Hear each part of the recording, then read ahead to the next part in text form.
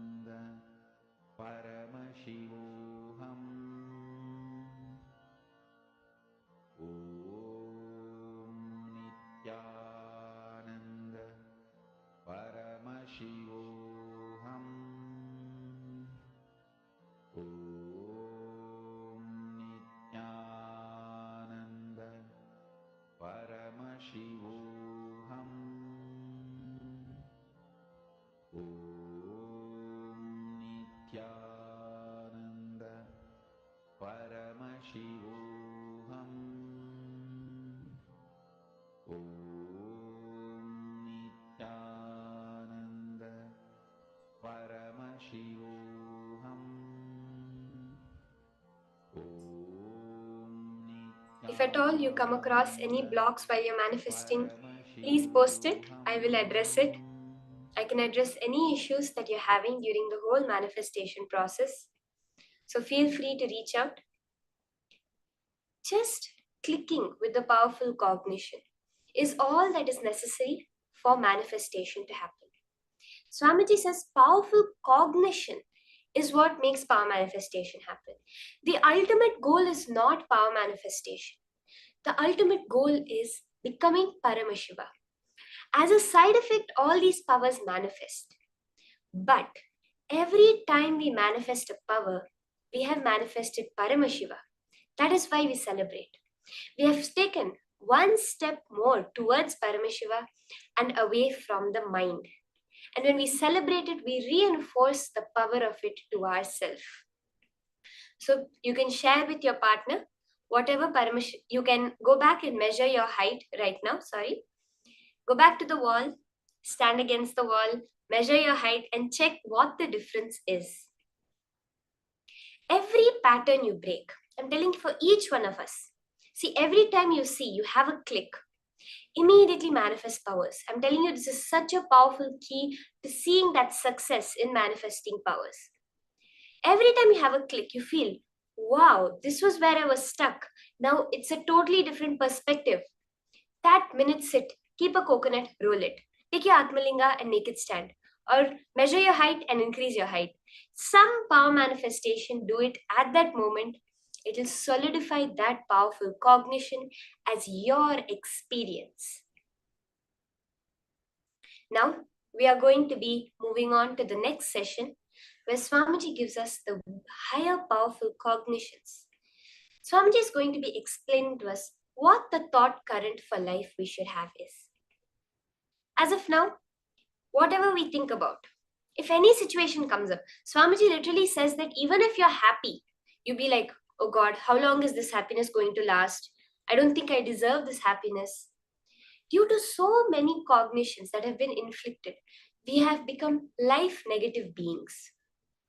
We see a lot of people outside who preach about positive thinking, think positive affirmations. But Swamiji says none of this works because they're all working with the subconscious and unconscious mind. Only a conscious decision matters in the cosmos. Swamiji's teaching us is going to be now initiating us into that life positivity, where the very thread of your life will become positivity expansion. Let us now listen to these higher powerful cognitions from Swamiji himself.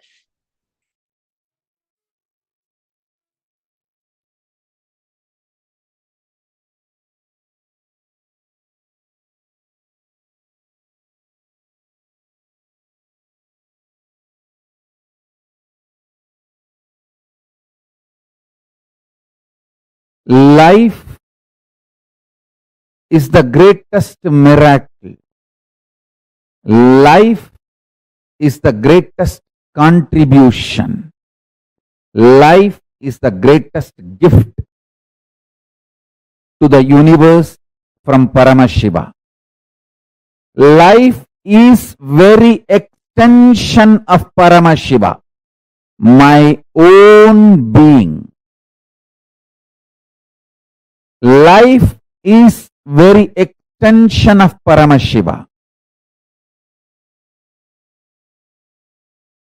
When you realize and make yourself life positive, you give a superconscious breakthrough to yourself. When the group of humanity makes life positive decisions for themselves, they give superconscious breakthrough for their group. When a nation makes a life positive decisions and governance, it gives superconscious breakthrough to itself.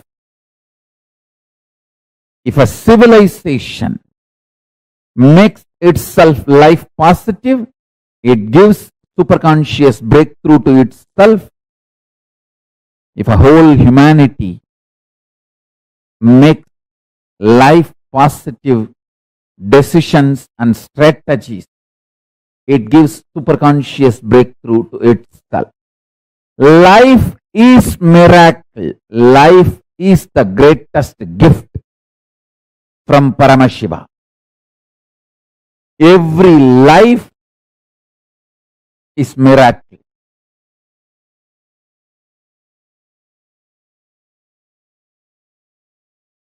In your personal cognition about yourself as a first person, be life pro, life positive. In the second person, relationships with the people in front of you, be life pro, life positive. With the third person, be life positive, life pro. There is something called fourth persons. We don't even remember, like animals. Animals in the ocean, animals in the forest, even towards them, be life positive. There is a fifth person, plants, trees, hills, rivers, oceans, be life positive even towards them.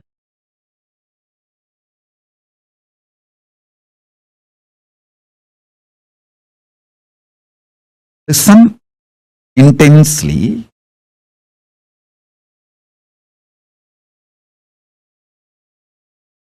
If you operate with intense love, powerful cognitions like a love, compassion, joy, bliss, giving, the Ananta Kalyana Gunas of Paramashiva, you will expand so much. Your perception about you will expand. Your perception about life, reality will expand. Reality itself will expand. Understand? This is what I call life positive decisions. Actually, if you operate from this life positivity, even the chemicals and hormones your body secretes, manifests, strengthens your immune system. There are multiple tons of researches nowadays. If you just Google, you will find tons of proofs for what I am saying. If you operate what you consider as a love, joy, bliss, compassion, even that, the chemicals and hormones your body manifests, strengthens your immune system. And if you operate from the cosmic cognition of you are Paramashiva, the kind of the hormones and chemicals your body will manifest and the kind of the immune systems, the strength your immune system will feel, the strength you will experience is unimaginable. And I tell you, same way, every action you do from fear, guilt, anger, anxiety, the kind of the hormones and chemicals you release inside your system breaks your system literally, breaks your nervous system and destroys your whole body and mind.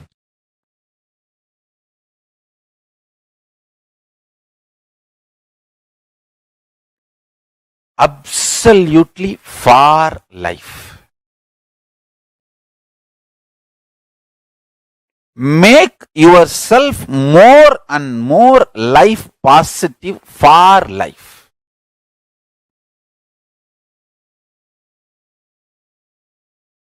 The whole vision of your life matters, not small actions.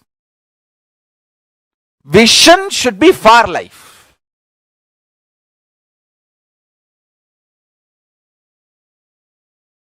if a child is about to drink the poison without knowing it is poison, a mother may not be very polite in stopping the child. If she cares for the child, she will jump and become ferocious and snatch that poison and save the child. The action may be ferocious, but the vision is life positive. She cares for the child. Same way, sometimes your actions, I'm not saying always need to be ferocious, but the first priority should be for life. Your vision and life should be for life, positive. Absolute life positive.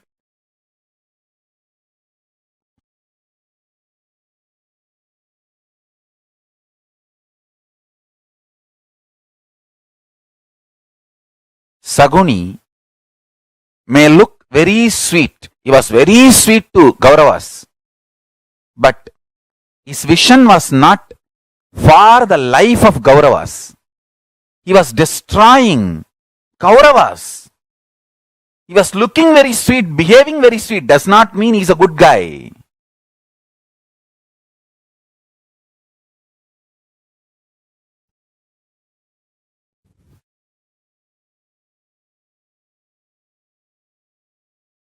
Understand? Our priority should be for life. Vision. Life positive.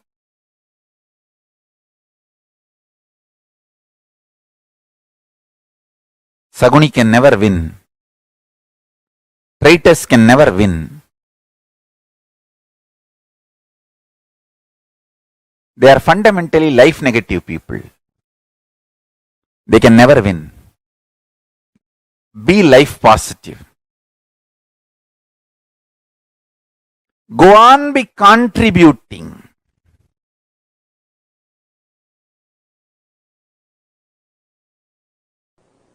Pure life positivity. Absolute life positive energy is superconsciousness of Paramashiva.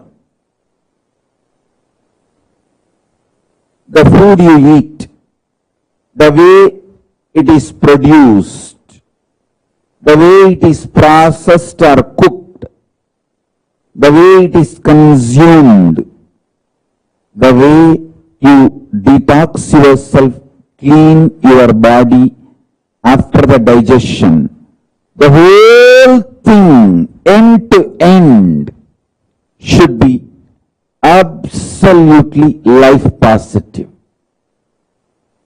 Same way, the words you generate, see, the pure vibration is the nada in you. How you convert that nada into sabda,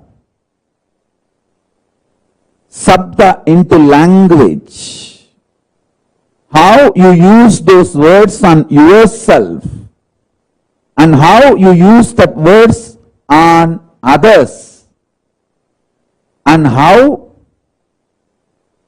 others use words on you and how you consume, get impacted, decide to get impacted by the words others use on you. The whole thing should be with absolute life positivity. Listen, I'll explain step by step. Whether the words you create and use within yourself, use on others, and the words others use on you, and the way you decide to cognize, cherish, get impacted by others' words, everything should be life positive, pure positivity. The way your food, the way your words, the way your consciousness functions, the way you cognize things happening, the way you build yourself, the way you build your life's experiences, everything should be absolutely life positive. Absolutely pure positive. I tell you, I am going to explain in multi-level, multiple levels, how the attitude and aptitude should be aligned to life positive. And one more thing, till you align the whole thing to pure positive, you are going to come back again and again and again. So better let us do it as early as possible. Let's not postpone. Let us not postpone, because till you do it, you are going to come back.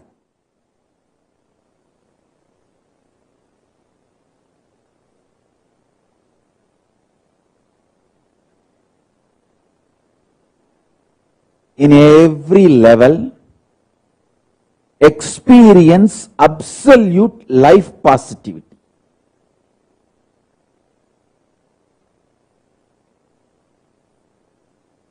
Intense life positivity is enlightenment. Withdrawal, cherishing life negativity is not going to end.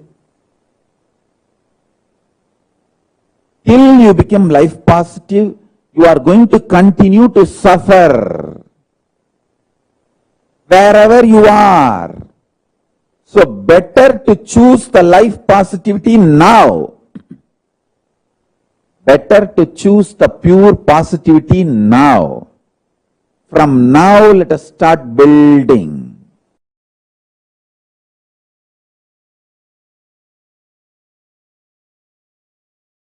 Intense life positivity. Intense life positivity. Intense life positivity.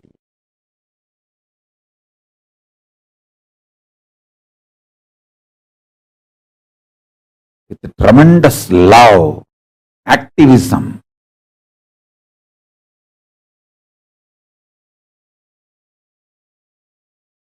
My gurus were focused on making the right fermentation inside me. If you allow the bliss fermentation inside you,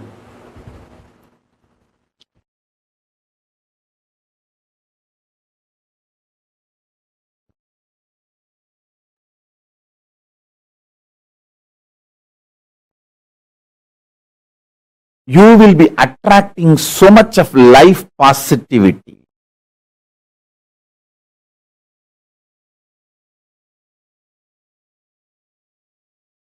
You will be just planning to expand more and more and more.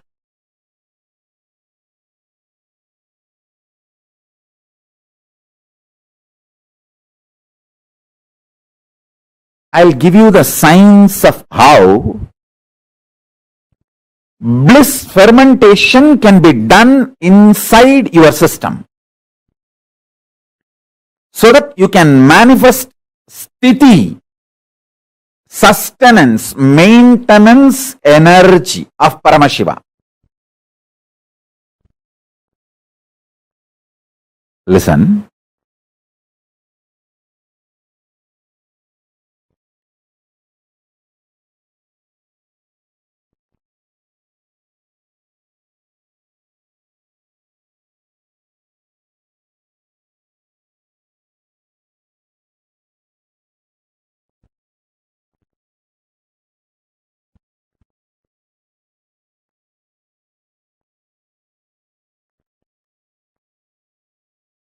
I'll give you the scale. When you ferment, I'll give you the scale how to find out whether you are fermenting bliss in your life, worry or suffocation or suffering, what you are fermenting in your life. I'll give you the scale. When you allow the fermentation of bliss in your space, inner space, you will be overflowing. You will be just overflowing.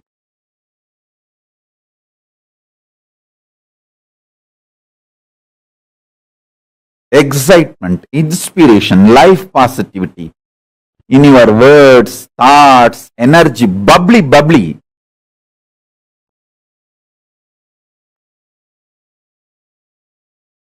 Such an exciting, inspiring.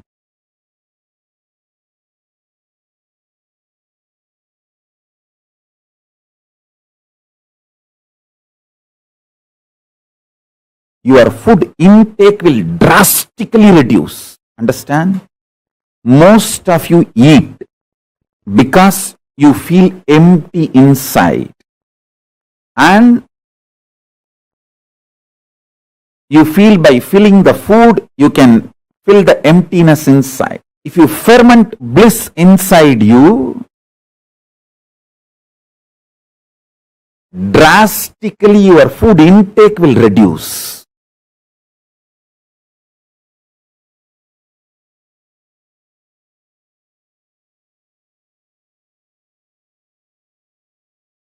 Fundamentally, this principle of rejuvenation and the knowledge about the ultimate reality, the truth, karma,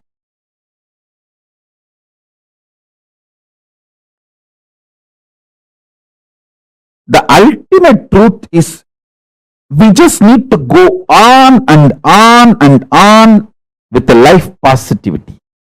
There is no eternal hell in Hindu tradition.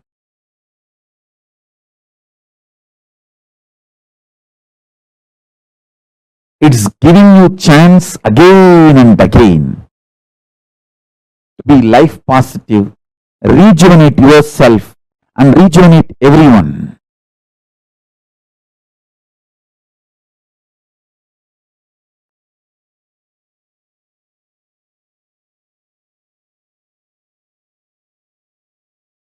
The principle of rejuvenation. Listen carefully. See, once or twice, one day or 2 days, you may miss puja. But if you create the ecosystem of doing puja every day, that is enough. Same day, 1 or 2 days you may miss yoga. But if you create the ecosystem of doing yoga every day, that is enough.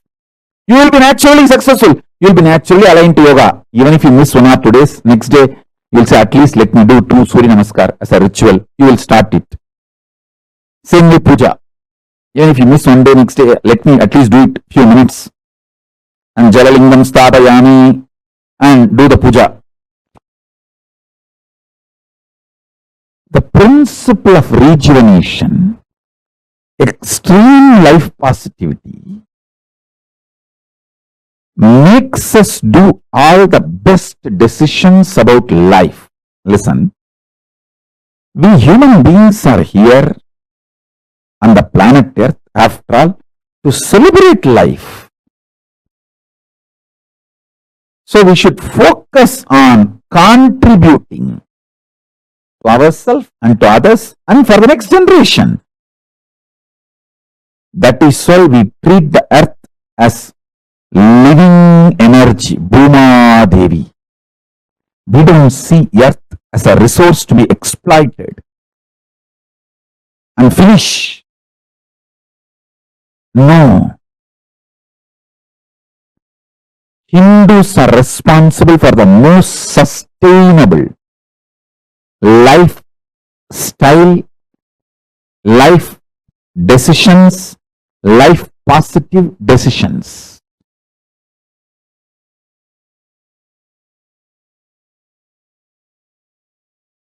Listen, many times you get so attached with your reactionary, obsessive, compulsive behavior pattern. If somebody points you that pattern, you feel that they are binding you, suffocating you. They are controlling you. Hey, I am telling you who is controlling you and asking you to liberate yourself.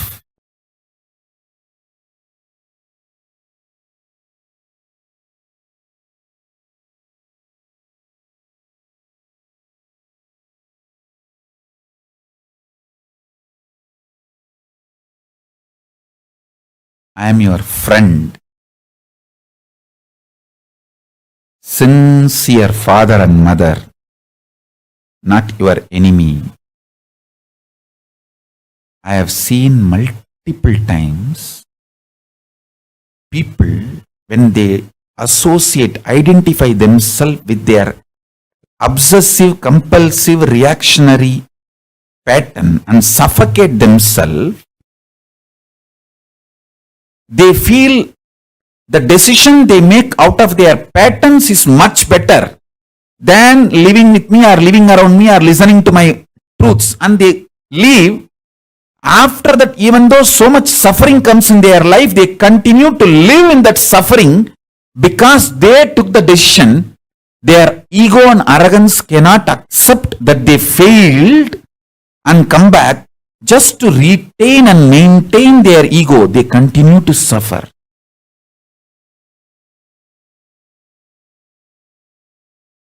Listen very carefully. The so-called positive thoughts cannot exist without the so-called negative thoughts. Like that is why this positive thinking and all doesn't work. Life positivity only works. Positive thinking does not work. Life positivity is different from positive thinking. Be very clear. Positive thoughts and negative thoughts will always coexist. Life positivity is the foundation. That's a constant. If you study the electromagnetic forces laws, electrostatic forces laws, all the principles, the constant is life positivity. There is no life negativity for life positivity. But there is negative thought currents for positive thought currents. Both are centered on constant, which is life positivity.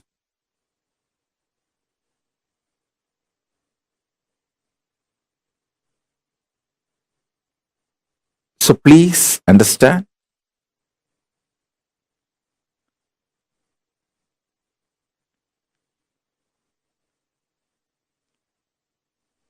When you feel you are a broken part,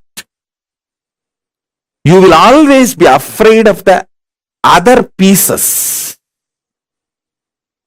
If you know there is a constant which is in you, how much ever you have self-doubt, self-hatred, it will not go beyond certain limit. See, there are some people, they know, I fight with my husband, I fight with my wife, but I will never go to the extent of divorcing, leaving them. So that is what I call, even for your negativity, there is a limit. Even for your negative thoughts, there is a limit. Even for your self-doubt, there is a limit. So that self-doubt will have a self-confidence. Self-confidence will generate sometimes self-doubt. But both finally is established on the self. when you know that self's quality, that is life positivity. Self-doubt or self-confidence is like a self-doubt is negative thoughts, self-confidence is positive thoughts, but self is constant.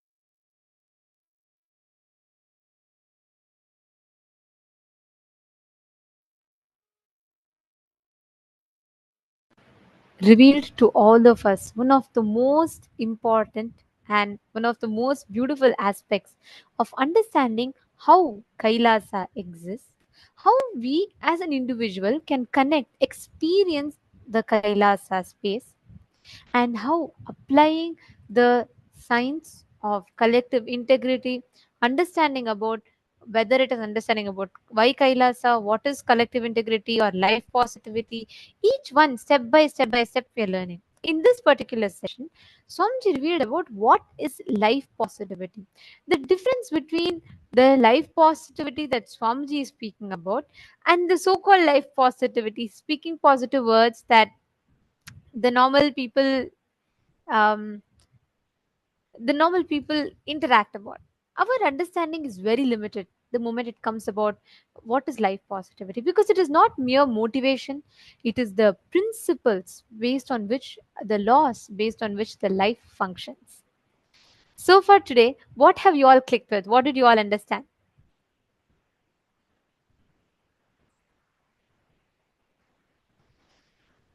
Can I request each of you to share?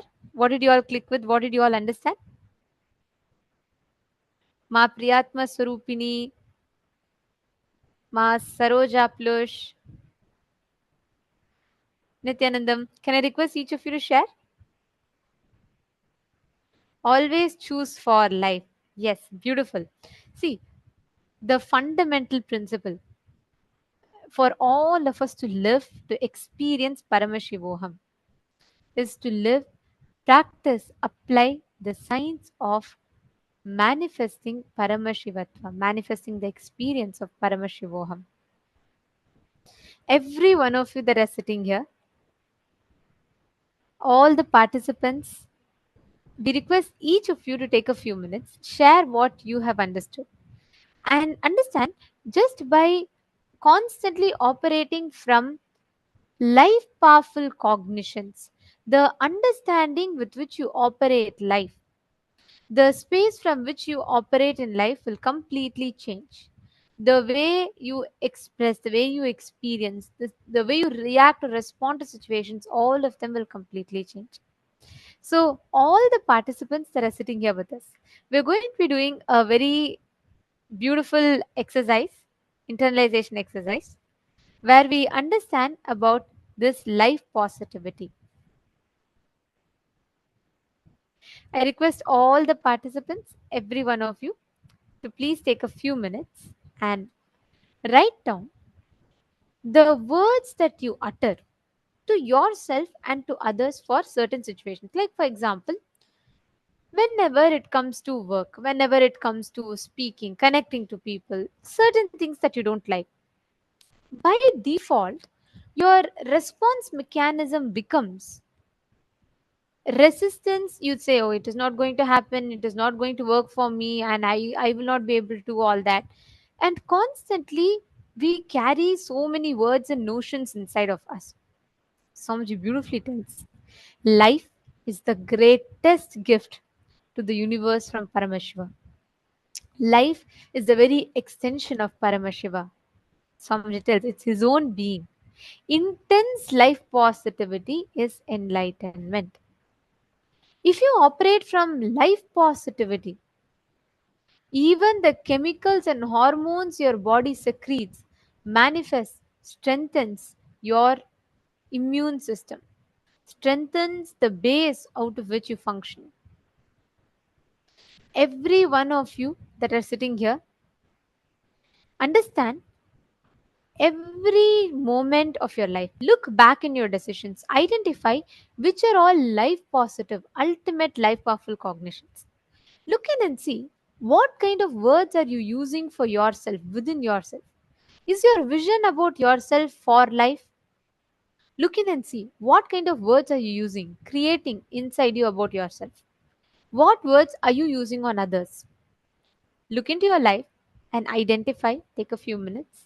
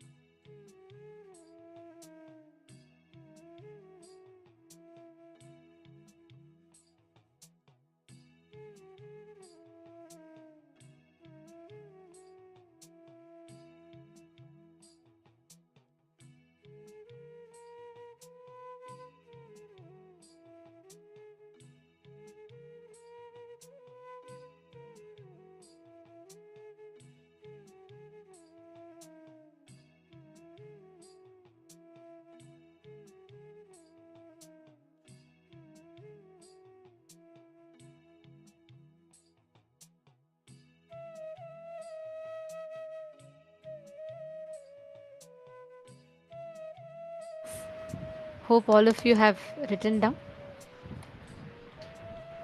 We request all the participants, every one of you, once you have written down, please, you all can post in the chat that you're done writing.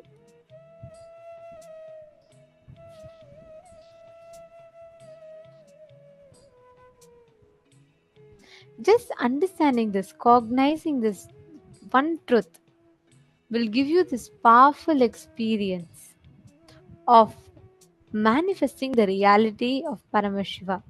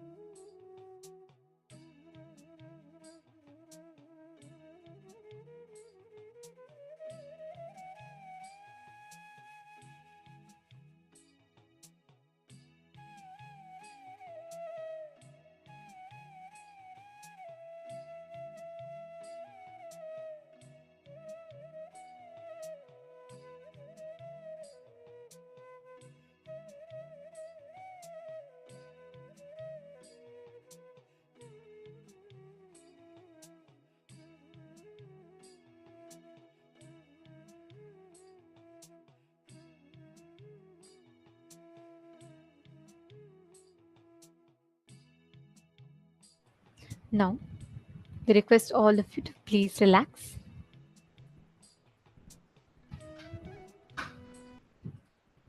From this space, with this understanding, declaration that you are Paramashiva, all the arguments happening inside you are all standing the army of against life. Your decision to remain integrated to Paramashiva is for life. Now, with this understanding, let us all enter into the power manifestation. In this power, you all can manifest the power of anima, where you're going to be decreasing the size of an object. Just through your conscious will, your you have the innate ability to make an object in front of you listen to you. When you realize, hey, you are Paramashiva, there's nothing on the outside that you need to struggle for. Paramashiva himself will manifest through you and he'll reveal it to you. Now, please keep any object in front of you, and you all can take its current measurement and see what its current sizes are.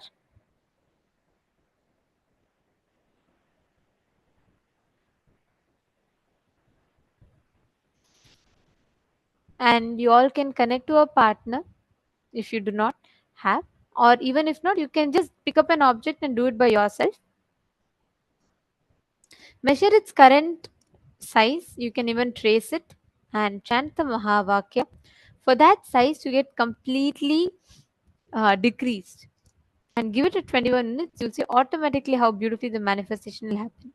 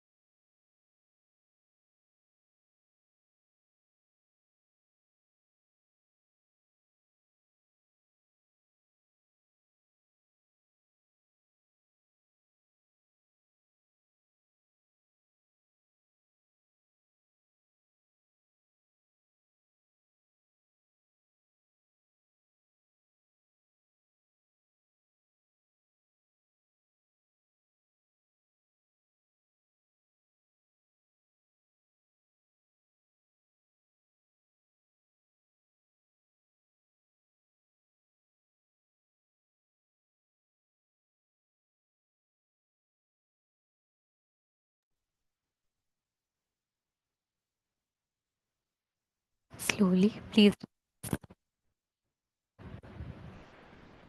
request all the participants, please relax. Now, we're all going to be understanding about the one of the most important aspects. We're going to be understanding about how saying yes to life gives us the ultimate superconscious DNA of Paramashiva himself. Constantly connecting to Paramashiva, manifesting his face in every aspect of your life will simply make you manifest Paramashiva.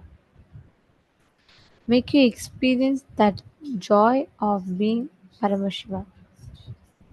Now, we will all be listening to the next session, a very important one, where we will be learning about the Sadashiva Tattva. Let's listen to the revelations.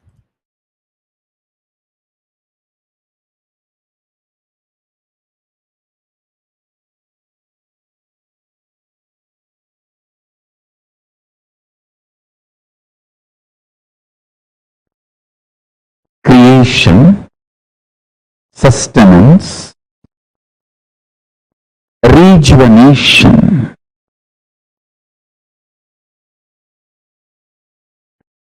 putting in delusion or pulling out of delusion, and liberation.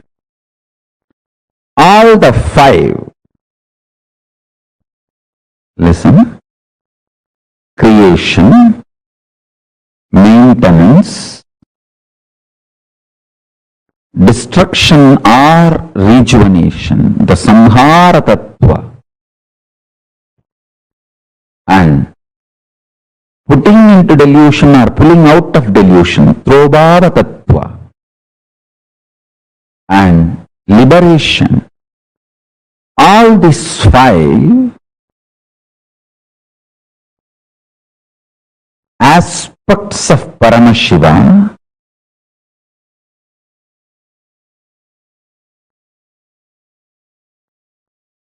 is centered on destruction or rejuvenation, Samhara Tattva. Listen.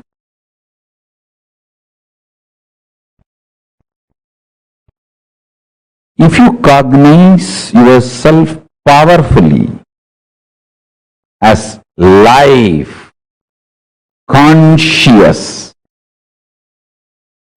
climax of your life will be rejuvenation. End of your body, you will be rejuvenated. You will not be dead. You will enter into Jiva Samadhi. You will enter into Mukti. Jivan Mukti. Listen. If you cognize yourself as body, just body, naturally, when you die, your end will be death. End of your body will be your death. If you cognize yourself as consciousness, end of your body will be mukti for you. Because you know your consciousness and you will be liberated from this body. You will radiate your Paramashivatva. End of your body will be mukti, liberation, if you feel, if you decide to cognize your consciousness. End of your body will be death if you decide to cognize your body. Understand? Whether you are going to be destroyed or rejuvenated, that decision is dependent on your conscious decision to cognize yourself. For example, if you cognize you are a cancerous tumor, you need to be removed from your body. If you cognize your body, removal of the cancerous tumor will be liberation for you. If you cognize you are a cancerous tumor, when the surgery is done, you will feel you are killed.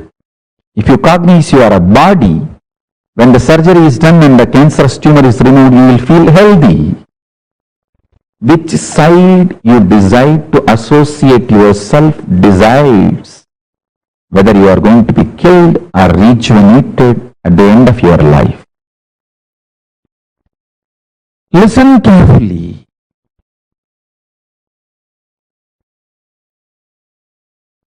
With this consciousness, consciously cognizing, if you start living intensely, if you decide to live with this conscious cognition and start deciding intensely, start making conscious cognitions intensely,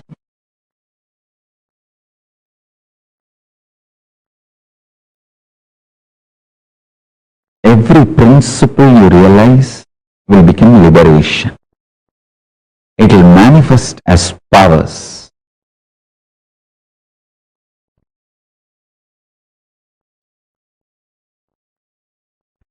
Shaktipada, initiation from the master,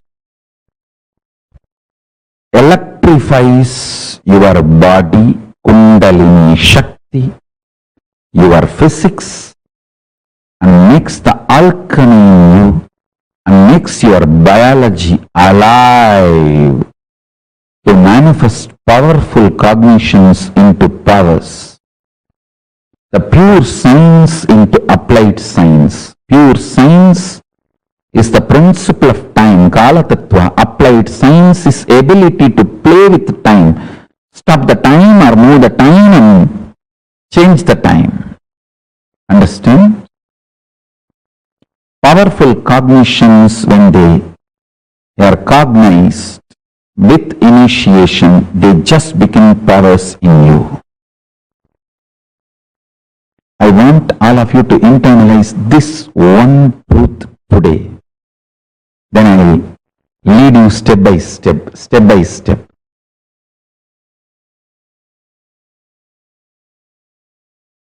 I'll give you a simple technique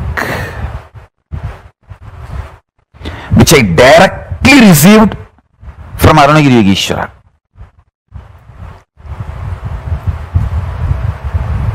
See, Arunagiri Yogeshwara is like literally my uncle, a very friendly, sweet uncle with whom you can tell everything. I'll tell all the gossip stories of Tiruvannamalai. It's not that I had only serious talks with him about enlightenment, cosmos, prapancha. No. Many times I will go and tell, I heard this person is having that person as a keep and this person ran away or that person died. All these village rumors, gossips, I will go and report to him. Once I was reporting a death which happened in village, local village, to him, and said that a lot of people have gathered. This elderly person is dead. So slowly conversation turned towards death, and I asked him exactly what is death and what is its impact on the life. Of course, he gave me many wonderful understandings, realizations, including the experience. He showed me how the life moves and all that. Finally, I wanted to share this part today with you all. Many things he revealed and I'll share that in other satsangs. Now, I wanted to give this one important part to all of you. I asked him, how to conquer fear of death? He stretched his hand and said, anything you ask, will you give? I said, what? How can you even ask this as a question? It is yours. Please tell me. He said, give me your life. I said, whatever I know as life, I experience as life, I feel as life, it is yours. I put both my hands and held his hand and put my head on his hand. And he said, now you are dead. And actually I saw everything stopped functioning. I don't know how long the time was. The next I heard is, I am alive in you from now. And then he said, now I have given this life to you. Everything you have now from this moment is a bonus. I tell you, from that time till now, whenever I feel any difficulty externally, internally, only one thing I will remember, I am already dead. Now whatever I am having is a bonus. Come on. This one realization, even now it stays in my guts. It stays in my guts. It just rejuvenates me every time I remember. Every time I face the difficulties externally or internally, I remember holding his hand with my both hands and putting my head on his hand and declaring, I am giving everything to you. And he declaring, you are dead. And then he saying, from now, I am alive in you. So the life is my gift. Everything is my gift. You can't complain about anything anymore. In multiple dimensions, I started realizing it.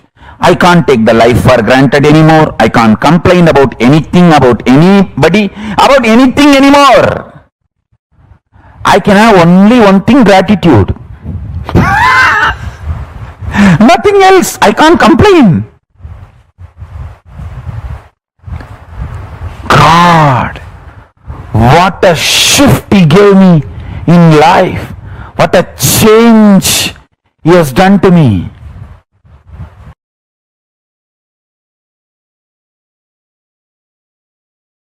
A girl will not even have courage to run and escape from a stray dog, but if the same girl is having her child with her, she will fight with the lion, tiger to save her child, because the responsibility is due to love. Love triggered responsibility is an ecstasy, joy, not load. When you know all your struggles, He is struggling, you will take responsibility supported by love.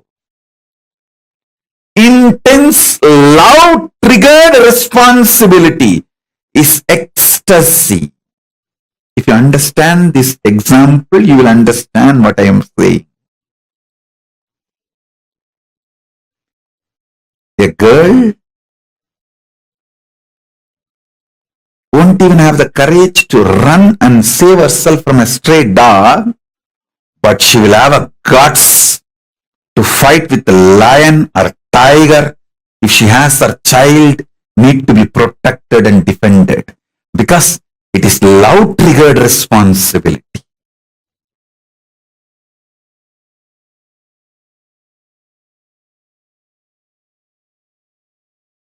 If you start contemplating, cognizing, doing samyama on this powerful cognition,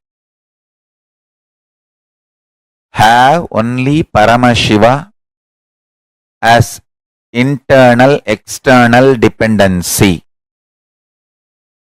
Do not have, believe, think you need to have any external internal dependency other than Paramashiva, your consciousness. Any fear you have, greed you have, the false belief you have built, you need internal, external, other dependencies other than Paramashiva. Start penning down those patterns, root patterns, and start the completion process. Start integrating yourself to Paramashiva. You will see miracles start happening. You will see power manifestations start happening.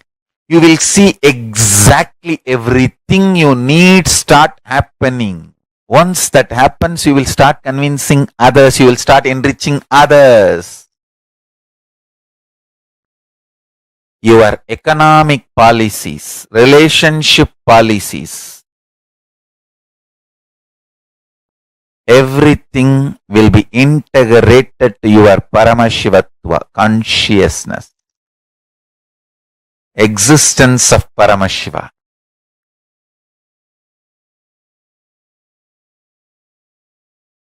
I am telling you, if you start doing dharana, pratyahara on this truth, hundreds and hundreds of truths will be revealed to you.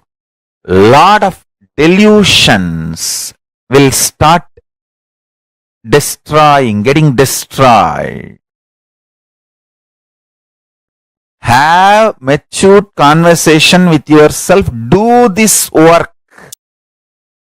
Do this as a homework. Then you will understand what I am saying. Then you will understand what I am saying.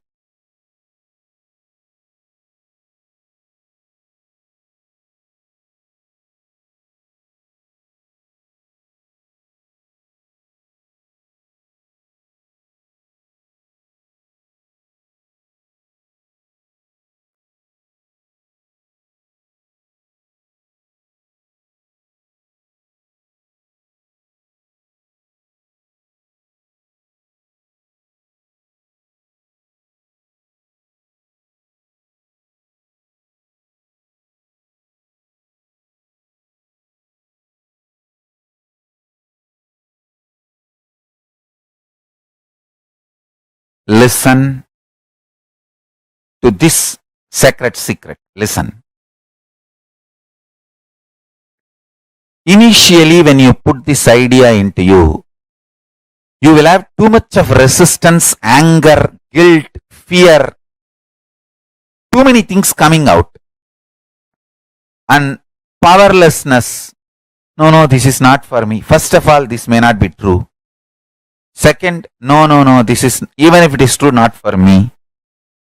No, this may be true for the people who don't have to work for their food and paying the bills. No, maybe it is true for the people who are sitting in Kailasa and enjoying the happy, free life.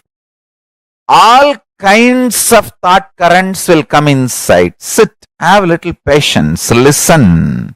Listen to yourself and start penning down precisely what all resistance, anger, fear, guilt, powerlessness, what all is getting blurted out, vomited by your immature mind. Listen, pen down.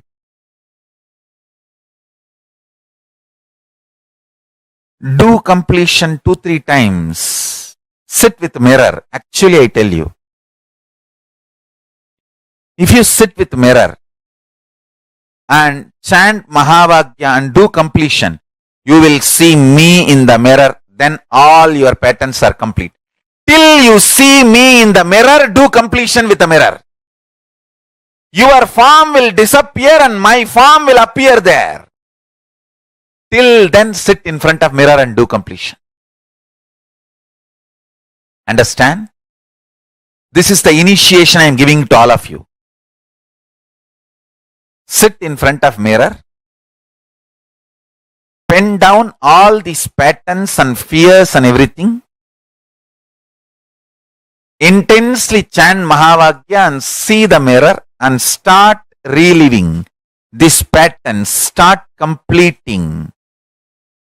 You will see me appearing in the mirror and making you completely complete and making you manifest powerful cognitions and powers. Till I appear in the mirror, continue completion. And I tell you, I will really appear in the mirror and make you complete and make you manifest powers. When I say, I mean. Just sit in front of the mirror and declare simple integrity to me. Start chanting Mahavakya and remember this powerful cognition, today's cognition. Pen down all the incompletions, fears, anger, guilt, impossibility, patterns which tells you no, you need to be dependent internally, externally other than Paramashiva.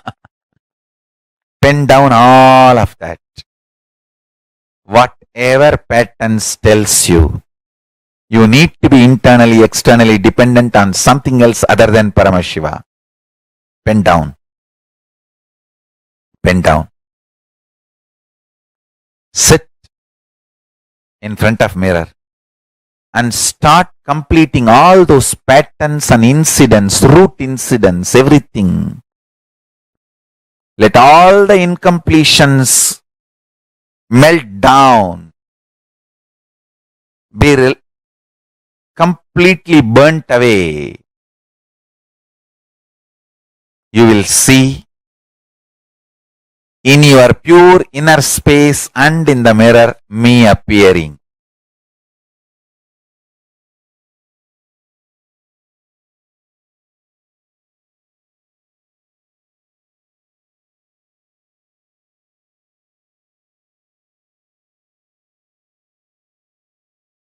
Paramashiva and Parashakti's intense presence will be happening. Both Paramashiva and Parashakti will be manifesting through this swarm.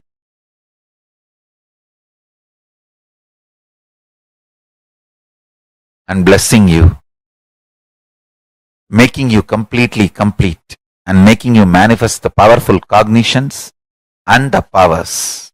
I bless you all. Let's start this homework today.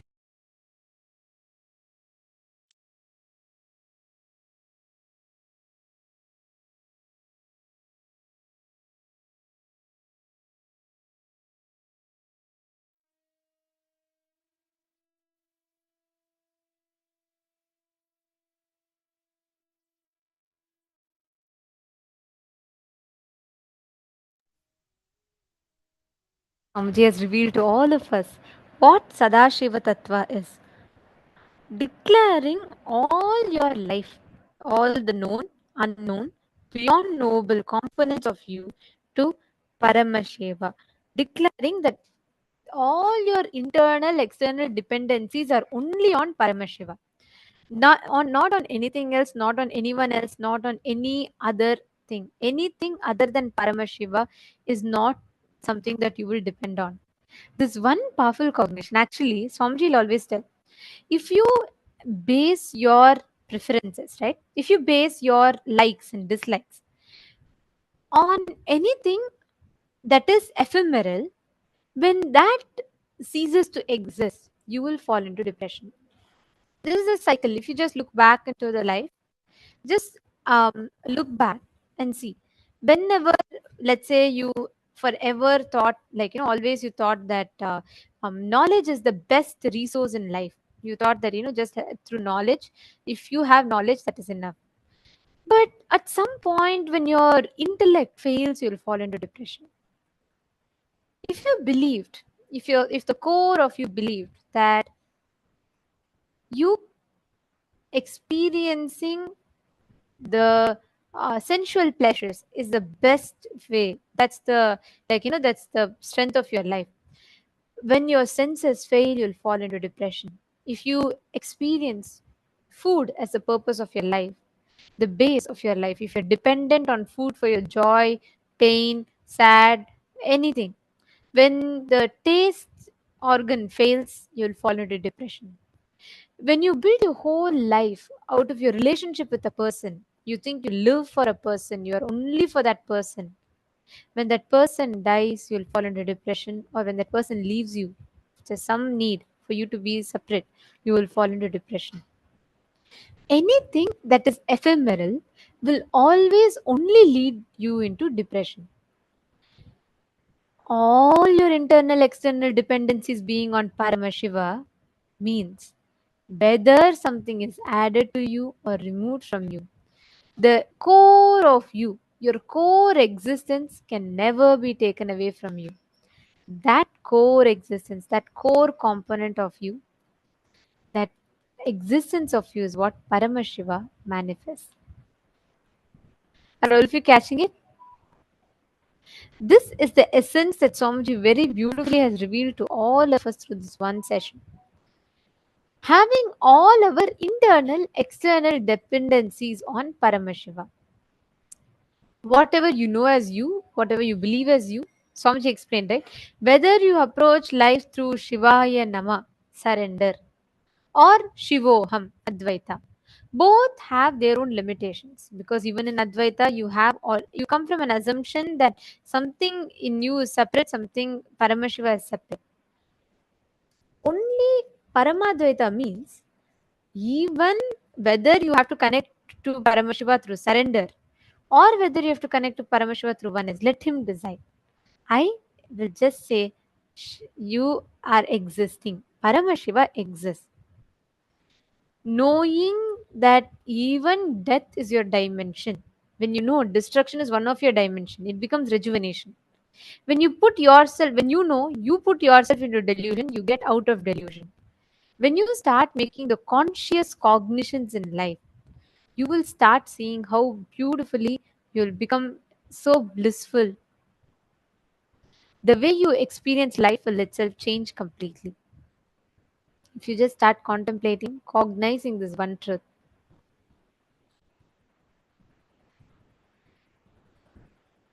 Write down, Swamiji explained, right? If you just sit in front of the mirror and identify what part of you, write down all the things and relive in the mirror. Anything which you are dependent, not dependent on Paramashiva, dependent on something other than Paramashiva, pen them down.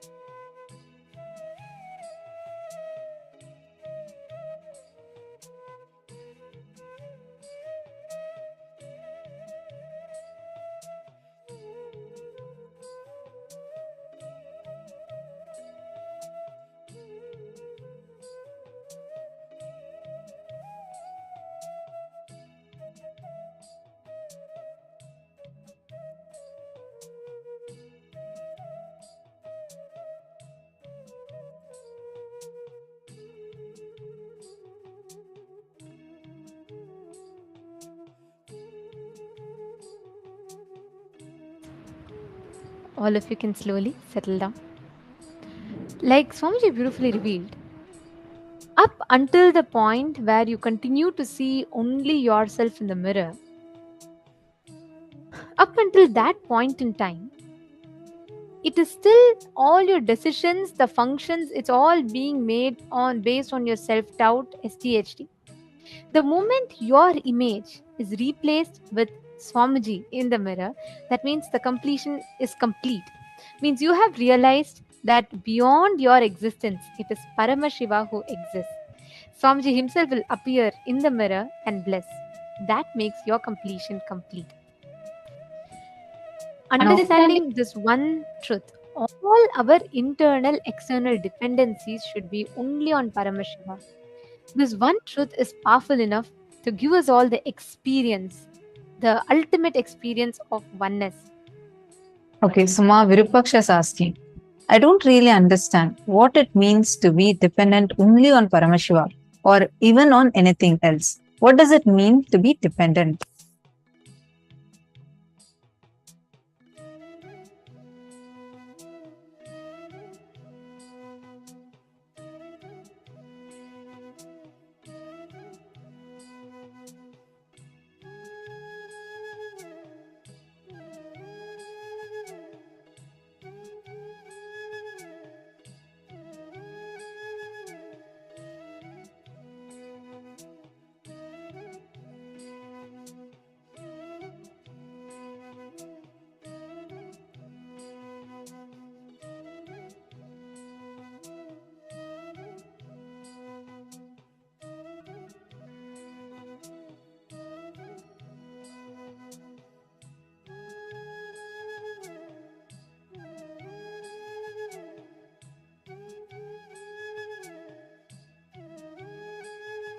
A beautiful question. Both Ma Priyatma Swarupini is also asked, is it like surrendering? See, Swamiji very beautifully explains. What you build your life upon, based on what you build your existence. For example, if the core of you believes the ultimate pleasure in life is sensual pleasures, like the core purpose of your life is sensual pleasures, then as you grow old and your senses fail, you'll fall into depression. If you think life is all about having the best brain candies, like discussing intellectual discussions and all that, when your intellect fails, you'll fall into depression. If you build your whole identity on hooked on just by watching movies, TV, and so on, when your eyes fail, you'll fall into depression. If you build your whole life on enjoying food, enjoying the taste of food, when your sense of taste fails as you grow old, your ability to taste things fails, you'll fall into depression. If you build your whole life out of possessing a person, like you live for a person, you want to be with that person, you don't want to miss them, when a situation arises, either that person passes away or they move somewhere else, you will fall into depression. Anything upon which you center your existence on, if it is ephemeral, if something can be taken away tomorrow, understand, you will always fall into depression. You are building your dependency on something other than Paramashiva. If you build your whole dependency, internal, external dependency on Paramashiva, which means whether you feel your pain, pleasure, happy, sad, good, bad, right, wrong, whatever it is, if the core anchor point of view is centered on Paramashiva, means Swamiji, understand, you will never fall into depression, because the base on which you're building your pleasures and pain is eternal, the eternal component of you.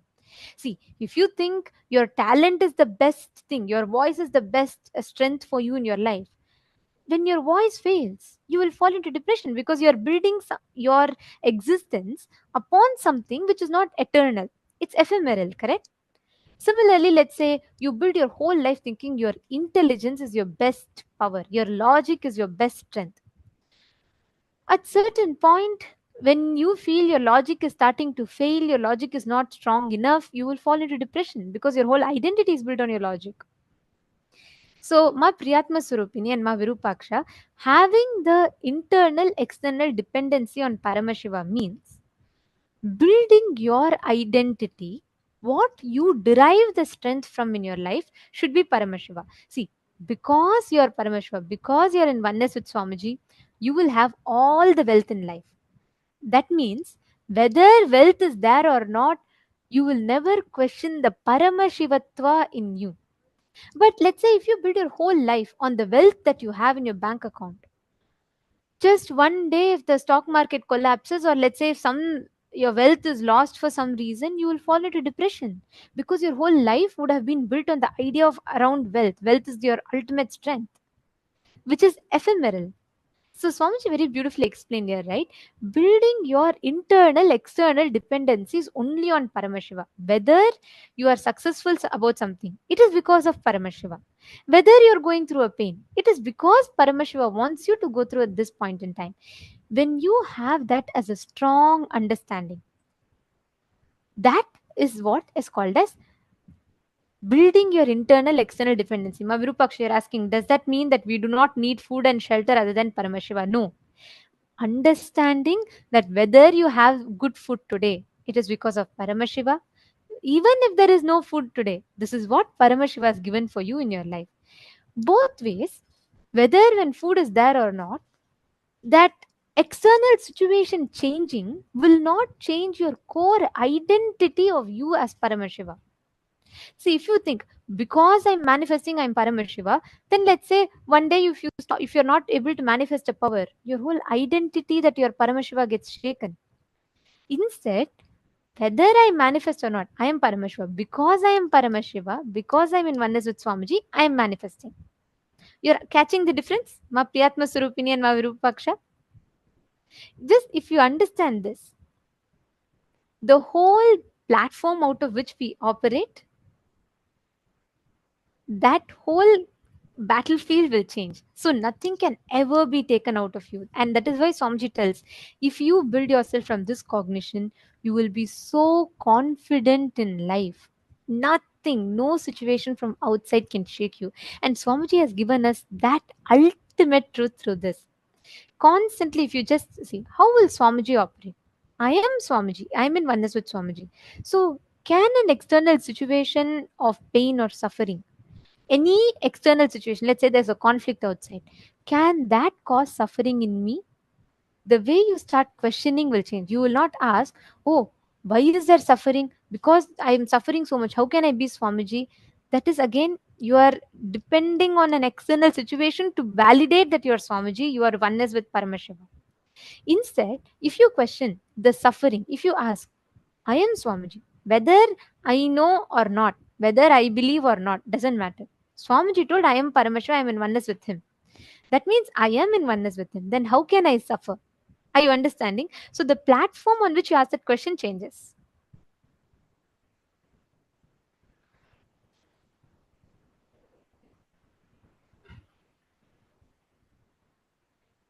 Wow, Purushananda is asking, so even if everything is taken away from us, like food, shelter, etc., even then we won't suffer. That is what this most powerful cognition will give you. No pain, no suffering.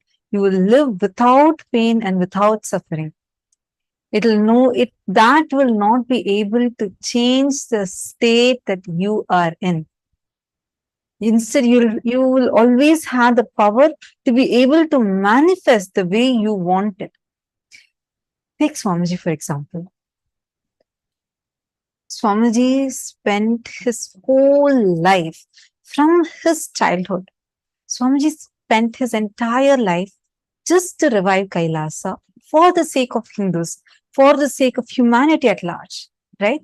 And with his sheer hard work, coming from a remote village, Tiruvannamalai, and just with sheer hard work, Swamiji created the enlightenment ecosystems and created the entire Adi Kailasa for all of us to experience.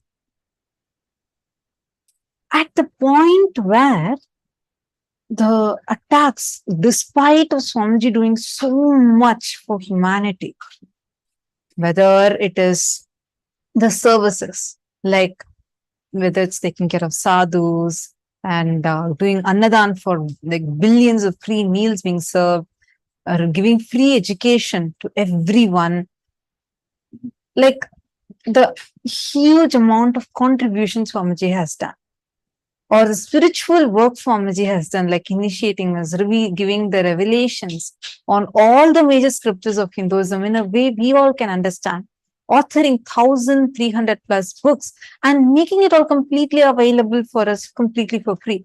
Like in every aspect, the amount of work Swamiji has done, and pouring his blood and sweat, Swamiji built every brick by brick of that whole Adi Kailash and all the other ecosystems, the enlightenment ecosystems.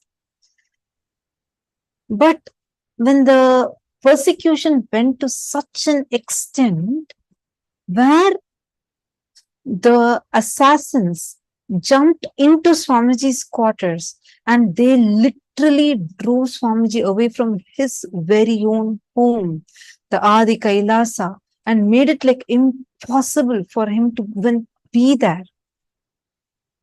The first response Swamiji gave was not anything else. Swamiji did not even, where at one point Swamiji didn't even have a place to go.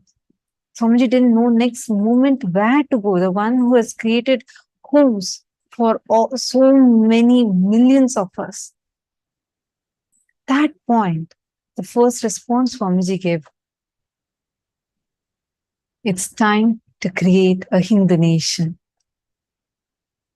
Even at that situation, the worst situation, that where you don't have anything with you, what you have worked for 27 years, the 27 years of hard work, suddenly in front of you, like nothing is there. Nothing is there that can be there with you. They're blackmailing for you to give up this whole revival of Hinduism. Declare yourself as secular. We will not persecute you. But Swamiji did not back off. Swamiji did not even say, okay, probably I'll wait for some more time. No. Swamiji's next cognition was, it's high time now. We have to create Hindu nation. And even in addition to this, Swamiji's response to life in that situation was not, why should I do anything for this humanity which is only going to continuously persecute or continuously stop the mission that Swamiji is doing. Even the worst extent of what a human being can face, Swamiji went through that. Even in those situations, not once Swamiji has ever been shaken. Nothing in Swamiji. That's why if you see even the people, the so-called trollers or the so-called abusers, even if you see all of that, one thing nobody can deny, everyone will tell us, I don't know how Swamiji never gets shaken by any of this. I don't know how Swamiji cannot stop, because every time they thought, if this time the attack is going to be much bigger, so I think Swamiji will pack off his mission and then everything is going to stop. Nothing, not even the worst of torture, worst of persecution, the worst possible extent of what human beings could go through, Swamiji has been through that. But nothing could stop Swamiji, not alone stop, nothing could even shake Swamiji, his existence, his smile. Nothing could even touch that. Swamiji beautifully revealed that secret to all of us just in the previous session, right? Swamiji said, ultimately, Swamiji questioned Paramashiva, and never Swamiji waited for any external situation to approve of the existence of Paramashiva. Instead, whatever happened, he just knew it is Paramashiva who's doing it. Of course, Swamiji is only Paramashiva, but he's just playing out this whole Leela for all of us to realize, for all of us to understand how an incarnation, God is coming down, living within the human framework, the societal framework, within the limitations of all society, Swamiji never, if you see, Swamiji never used his superpowers. Swamiji never used any of this for, to deal back with any attack. Swamiji can make people who are stuck for years, who are not able to walk, who are sitting in wheelchair, just with one word, Swamiji is able to make them walk. Do you think if Swamiji just utters once, all this will not drop? But then our human mind will say, oh, he's God, so he could do it. What about my suffering? I can't deal it like that. Swamiji comes down. Paramashiva himself comes down, lives within the human framework, within the societal rules. Swamiji tells that Swamiji will never use the superpowers or, all his extraordinary capabilities for dealing with any of this, because living within the human framework and going through what all of us human beings see as the worst possible suffering in life that can happen, and still Swamiji will live through it so powerfully, not getting affected. Not just not getting affected, the way Swamiji responds to these situations. Actually, Mahapurushananda has asked that exact question. See, Mahapurushananda, you're saying Swamiji is an avatar since birth, but what about regular people? You need to understand, okay, how many of you that are here, even in your own, the difficulties you were struggling with, the cases you were stuck with, or legal issues you've had, or your health issues that you have faced, any kind of problems, one blessing from Swamiji, immediately it disappeared. How many of you are there like that? Can I request all of you to please post it in the chat? See, when Swamiji is able to just one blessing and your problems disappear, they don't even exist anymore. They can just disappear. You win the cases. Every day we have so many of you sharing so many of these experiences, being showered by Swamiji's blessings. As an avatar, Swamiji showers all of us. But for himself, Swamiji lives within this human framework to show us all, even you can do it. That is why Swamiji says beautifully, I am not here to prove that I am God. I am here to prove that you are God. Every sacrifice, even the decisions Swamiji takes, that without using any of his superpowers, without using any of these, what we call as extraordinary abilities, Swamiji is living each principle and showing it to us itself is a huge tyaga. It's one great tyaga as an avatar Swamiji is doing, taking whatever arrows are coming upon himself and showing us, despite of all of this, you can still stand up and you can win in those situations. You're understanding, Mahapurushananda?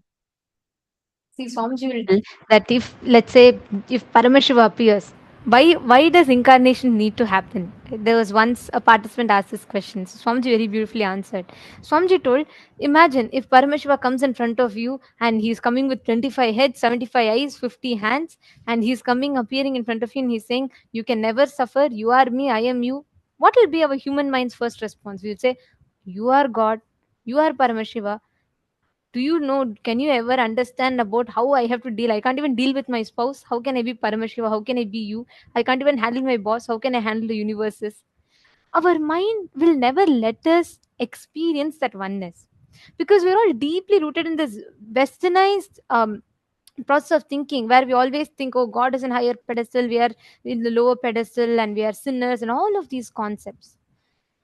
That is why the avatar, out of extreme compassion, Paramashiva decides to do the tyaga. He takes the human body, lives within the human framework.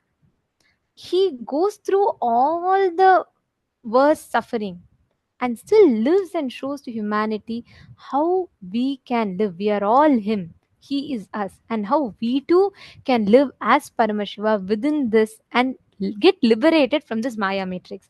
That is why, whether you see Rama, even when Rama came down, he had to fight with demons. There were continuous attacks on him. Even when Krishna came down, there were continuous attacks on Krishna. It is not new. Every time when avatars come down, the demons always attack. The avatars, if Rama also, he could have just left the Sudarshana Chakra and killed Ravana, but he still went through the whole 14 years of Vanavasa, fighting the whole battle, everything. The same thing. Today, Paramashiva has again descended as Swamiji. He's done the tyaga of going through the whole persecution and attacks just to show us that how we as human beings can deal with the everyday aspects of our life, even what we see as the worst possible suffering, even that Swamiji goes through it with a smile, never gets shaken, and wins each one of them without ever having any anger or powerlessness in him. And through that, Swamiji is showing us an example for all of us how we can deal with the smallest of things in our life and experience that oneness with him. Now it's time already for all of us to get prepared for today's darshan. And today being the auspicious day of Vijayadasami and the graduation day for this batch of Paramashivoham level 3 participants, all of us are going to be blessed, showered with the darshan of the ultimate avatar, the Purnavatara of Paramashiva, the Paramavatara of Paramashiva, the 1008th living incarnation, our beloved Swamiji.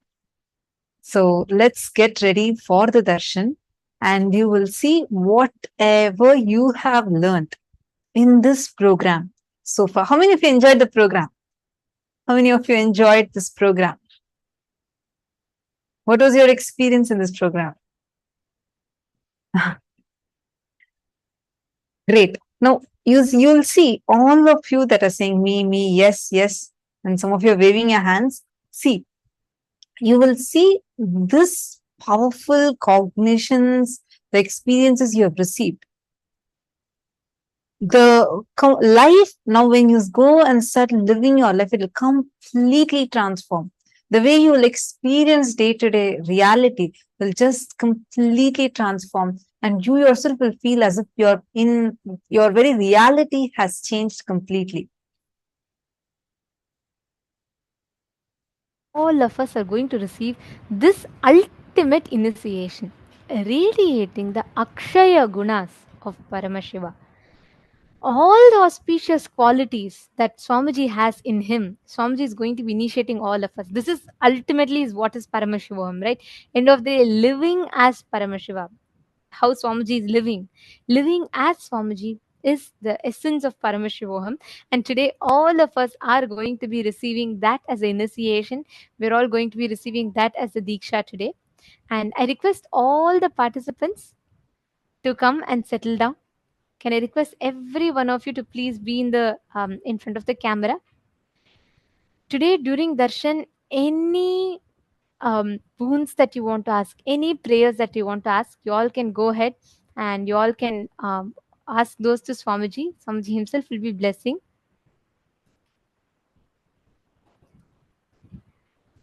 Ma Valini Subhay is saying, wow, there was so much of realization and transformation. Beautiful, Ma. I request every one of you, all the participants, to please take a few minutes and come and settle down. Please be seated in front of the camera. In just about a few minutes, we're all going to be entering into the darshan. I request all the participants to be on the camera and check and ensure that you're not having your virtual backgrounds on. Make sure you're fully visible in the camera. And I also see in some of the rooms that the participants are not visible in the camera. The digital securities will be having to move you all into the waiting room if you're not in the camera. So I request each of you to please come, settle down in front of the camera.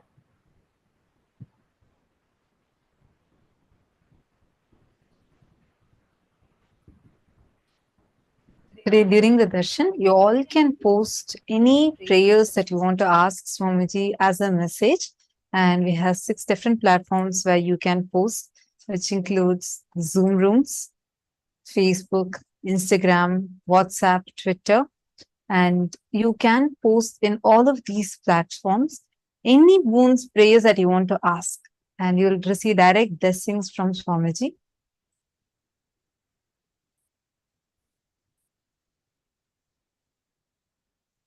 Get ready to receive the darshan. During the darshan, when you sit, You are going to be ultimately experiencing, mirroring that inner space of Swamiji's. Understand, each time when Swamiji channels a particular deity for all of us, he literally brings the deity, the energy, the consciousness to a frequency in which all of us can access it. Today, the ultimate manifestation, the Paramavatara of Paramashiva, as our beloved Swamiji, Swamiji is going to be giving the darshan. And each time that you have the darshan of that particular forms of Swamiji, of Paramashiva, you will actually see all the auspicious components of that particular form, the powerful cognitions, powers, all the auspicious components of that particular form of Paramashiva gets awakened inside of you. Let's say, for example, if you have the darshan of Gajamukha Anugraha Murti, all that completion, all the auspicious qualities, Akshaya Gunas of Gajamukha Anugraha Murti gets awakened in you. When you sit in the darshan of Ardhanarishwara, when you see Swamiji manifesting as Ardhanarishwara, all the powerful cognitions, powers, the powerful components of Ardhanarishwara Murti gets awakened inside of you. Today, when you sit in front of Swamiji, having the darshan of Swamiji, all the auspicious qualities, which is called as the Akshaya Gunas, the auspicious components gets awakened in you.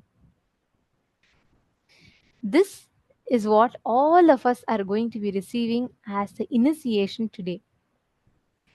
Understand, during the darshan, this experience that we all have is what we call as mirroring of neurons. We all learnt about Shakti Pada, mirroring of neurons through the program, right?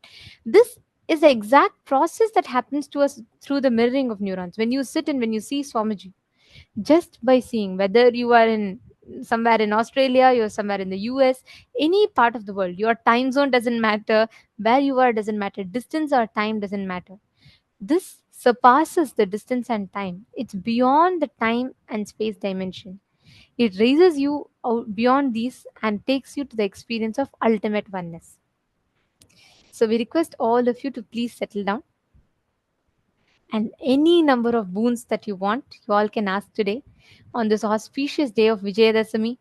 Today is the culmination of today. The Navaratri is ending, and today begins all the end of the Vijayadasami represents victory over all the negativity, all the patterns, victory over all the internal struggles, conflicts, everything that you have, and we get the ultimate blessing.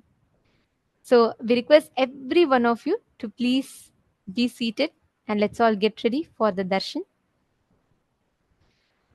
The happening of the Guru is one of the most profound, the most powerful and ultimate happening in one's life.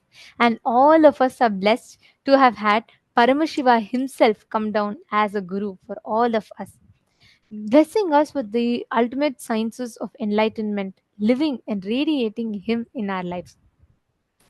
So we request every one of you to take this sincerely. Enrich your near and dear ones. Let them not miss the signs. Let them not miss these initiations. Let them all come and receive these gifts from directly from Paramashiva himself.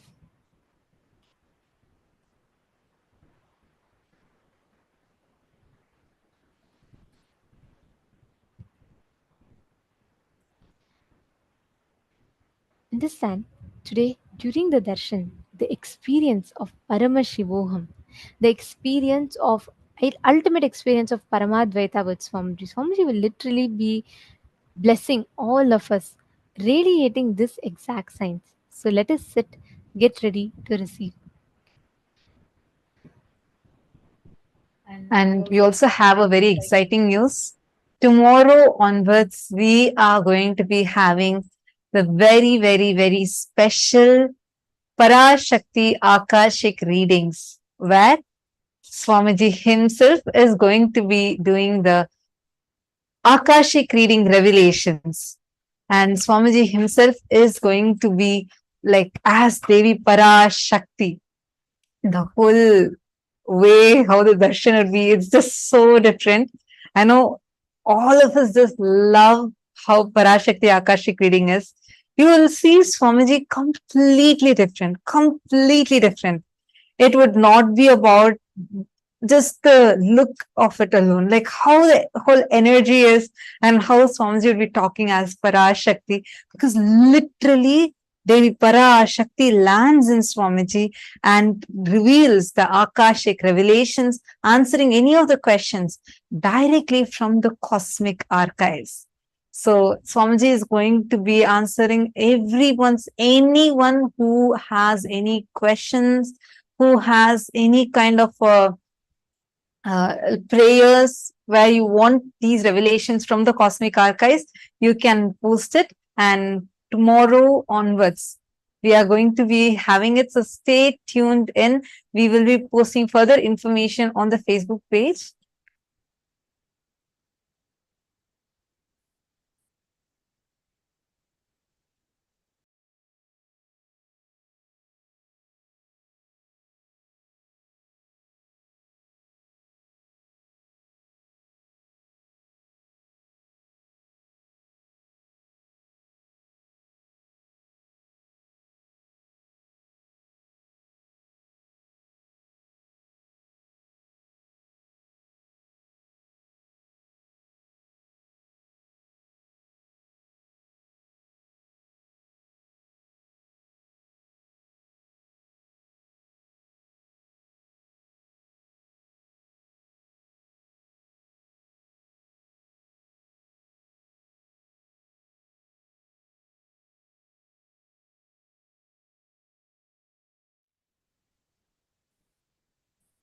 Sorry for that. So now it's time to get ready for the darshan. We request all the participants, we still see some of you moving. We request all of you to please come and settle down. Now, please sit with your head, neck and spine in a straight line. Close your eyes. Chant the Mahavakya. And let's get ready to receive the darshan. Please chant the Mahavakya. Nithyananda Paramashivoham. Om Nithyananda